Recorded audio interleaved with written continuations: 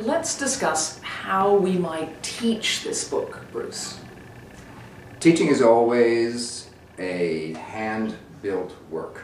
You're constantly approaching your classes as a person of craft who needs to understand both the discipline that needs to be conveyed and also the particular interests and aptitudes of the students.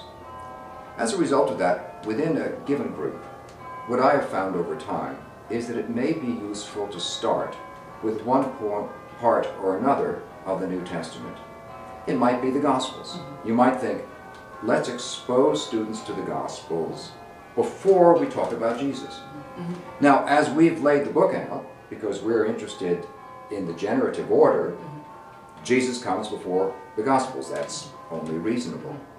But the book is so constituted that it would be possible first to approach the Gospels, to discuss many of the critical problems in their reading, and then back up and read the chapter on Jesus. Right. It would depend on the orientation of the students involved. Right, and by the same token, one could start with the chapter on Paul and read Paul's epistles as discrete letters outside of the wider context of the New Testament, right? That's exactly the case, Right. because we wish to locate his production of letters within the trajectory of his development, and then ultimately also show how that fed into the later letters and other writings of the New Testament. Yes. It means that, in principle, one could begin with any part of the New Testament.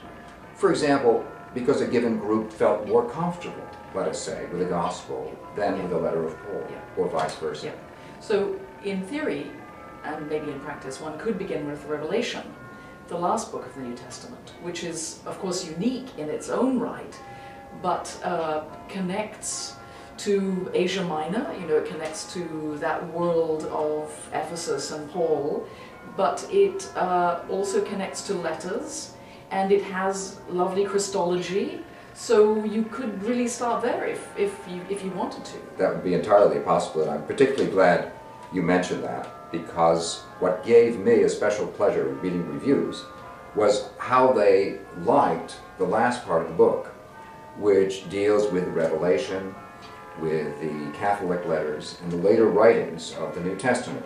They are often the orphan children of the study of the New Testament, although the Revelation has proven to be a powerfully important book, not only in its own time, but in this century as well. Because we are able to make the connections between those books and what went on before, it would be possible to use the Revelation, for example, as a lens with which to begin. So, I mean, one could imagine that a way to teach this book might be to go to Asia Minor, to sit on Patmos, and to read Revelation, or to go to Ephesus and read Paul. In other words, I can imagine it being taken, not just from the classroom, but into an ancient context or a modern context in which that ancient world exists. I think that's exactly the case.